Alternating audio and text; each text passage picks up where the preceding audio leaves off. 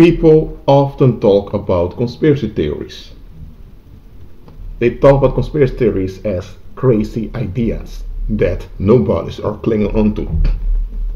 And some conspiracy theories are indeed crazy. But conspiracy theories often contain data, which is true. So, conspiracy theories in themselves are not wrong, as long as you put them in context. But this video is not really about conspiracy theories. What I want to point out here is the #1 conspiracy. It's the chief conspiracy amongst human beings that we seldom want to acknowledge. Even if you know that this conspiracy is real, you wouldn't want to admit it. Now, what is it? It's not 9/11, of course not. It's not the fake moon landing. It's not, I don't know, it's not any of those things.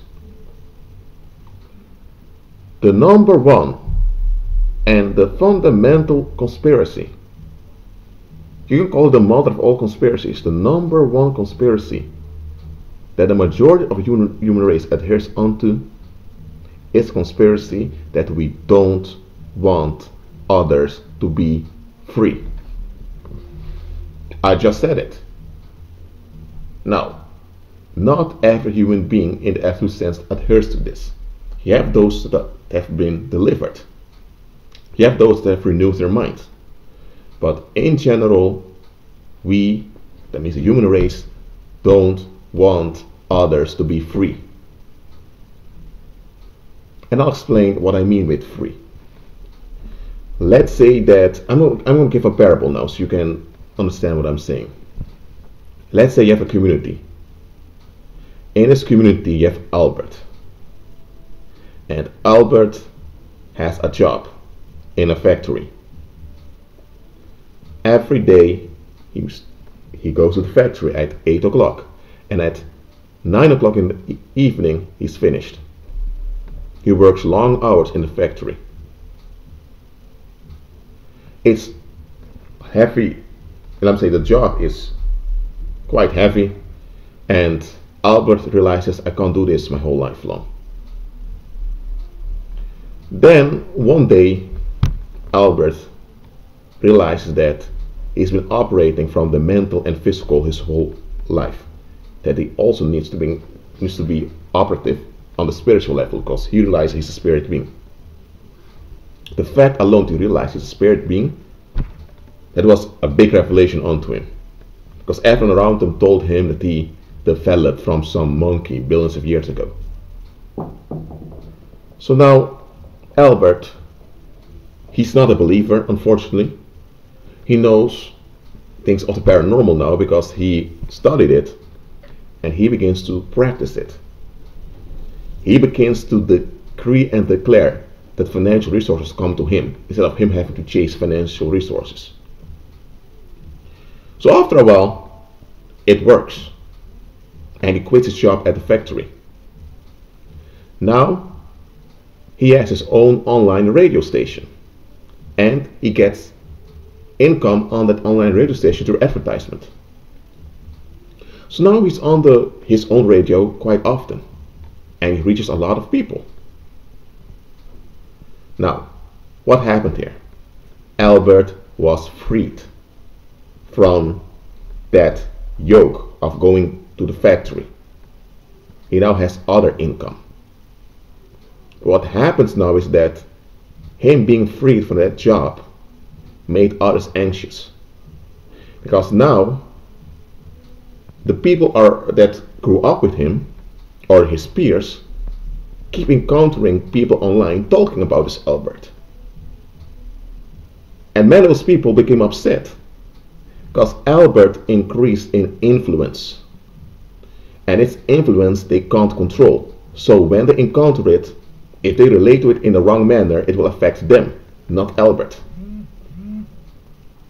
So people after a while began to spam Albert's Facebook mailbox with hate messages, People began to troll him.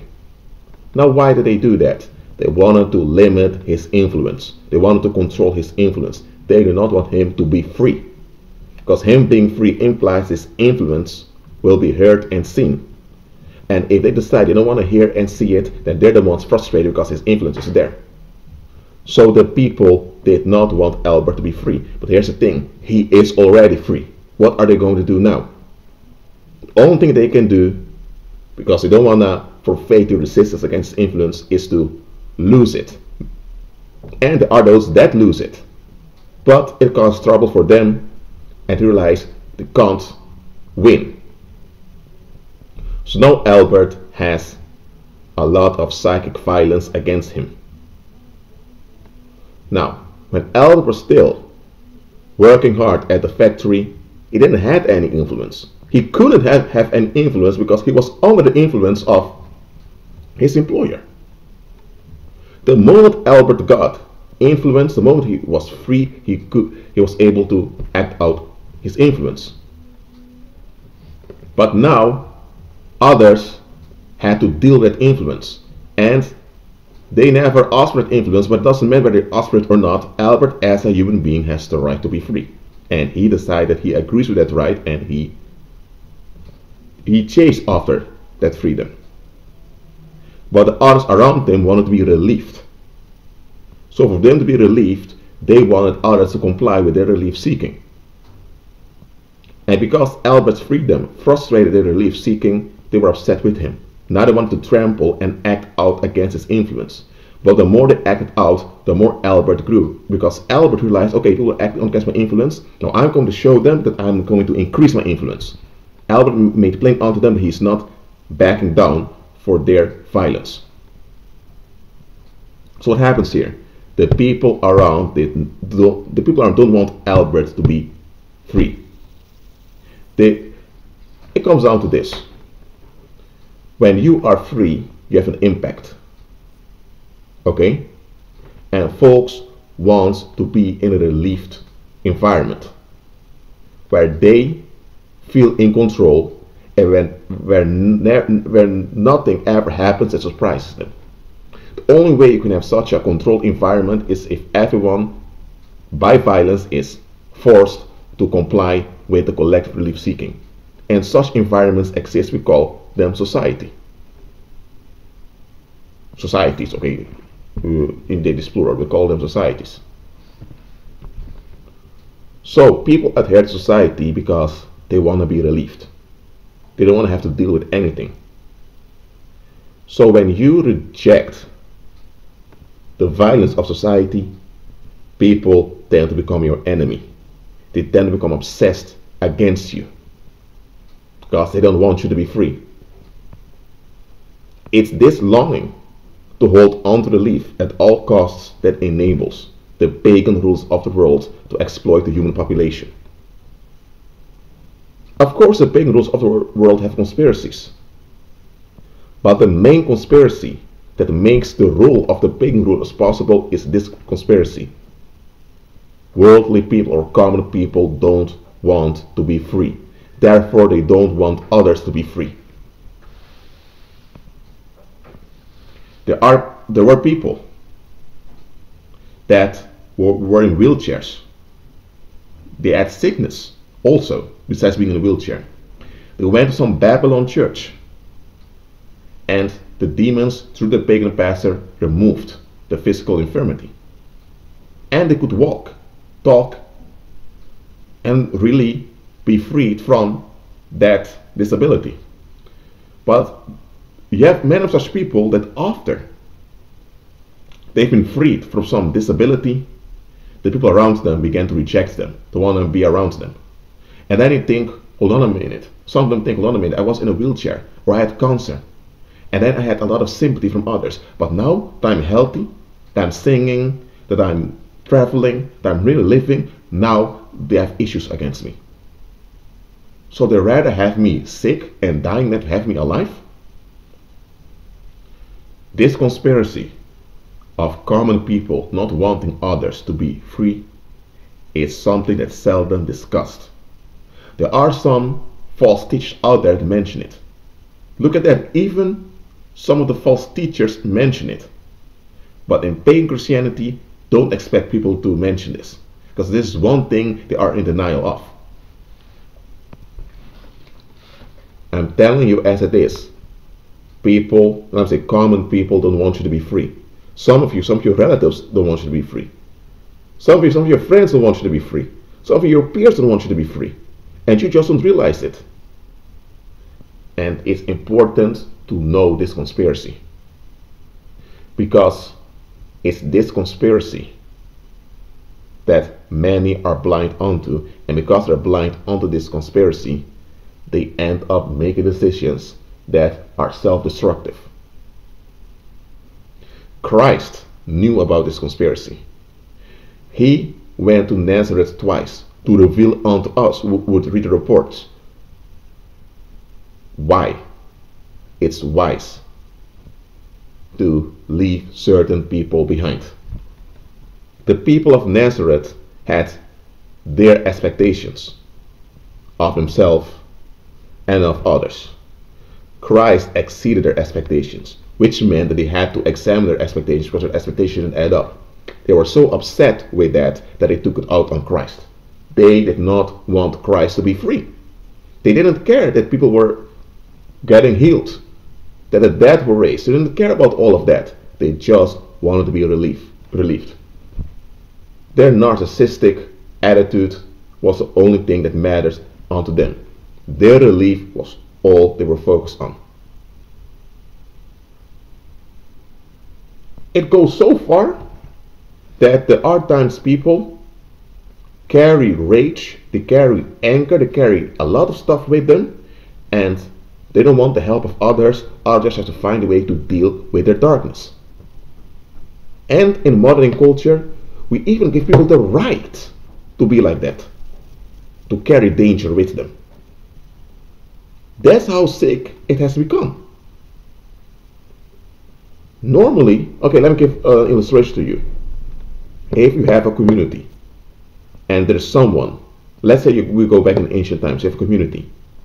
And in the town, they're surrounded by a wall, someone walks in with a skin disease. She has many weird spots on her skin.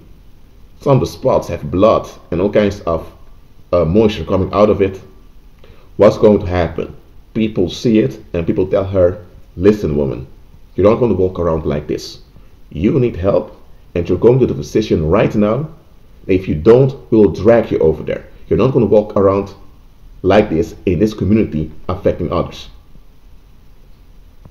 And if you don't seek help, we cast you out. And by the way, as long as you're infected, you remain apart from the community until you are treated.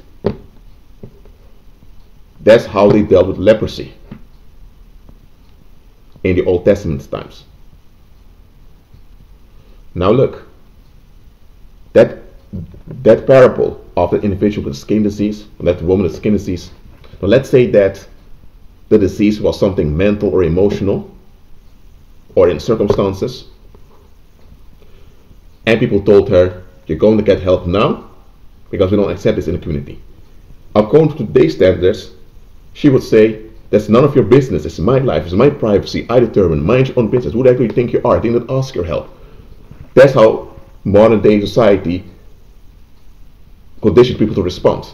And modern society would take the side of the individual holding on to darkness, saying it's their darkness, it's their right. Now hold on a minute, you're part of a human community. So you have natural obligations to the community. So you don't have the right to be in darkness, and especially not the right to hold on to darkness, and absolutely not the right to demand and blackmail others in accepting you holding on to darkness. You don't. Yet modern culture tells people they have the right to do so. And we come all kind of hoaxes, like privacy, boundaries, or whatever, to enable people to hold on to darkness. Christ doesn't take that. Darkness is darkness. Whether you're open about it, the world calls that being honest, which is not honesty at all. Whether you're open about it or you hide it, darkness is darkness. And just because you're open about it doesn't mean that you deserve a pat on your back for so-called being honest. No. You need to repent. You need to seek deliverance. But that's the conspiracy that today people even defend this conspiracy. Folks don't want you to be free. Someone that holds on to bitterness against their parents, sooner or later they're going to project it onto someone else and be upset with someone else. So you mean to tell me that that individual has a right to hold on to bitterness because it's their decision, their life, their will, their integrity, but the rest of the community has to watch out that they're not the target? What? Look, a lot of folks see things backwards because society conditioned them to see things backwards. That's why you ought to be renewed in your mind. Common people don't want you to be free. If they did want you to be free, they themselves would look for freedom. They themselves would examine themselves, and they themselves would look for deliverance. They don't. When they are frustrated and upset, they want to be validated in that frustration. And they seek validation in that frustration by limiting others, either by projecting their frustrations onto others and acting out against them. And through that violence, they limit others so that they can feel good about themselves, or they just avoid people and they become irresponsible in their natural obligations towards other human beings. That's how common people are. So don't be distracted by the Illuminati, by the Council of Foreign Relations, or by the Rockefellers or Rothschilds. Don't be distracted by all of that.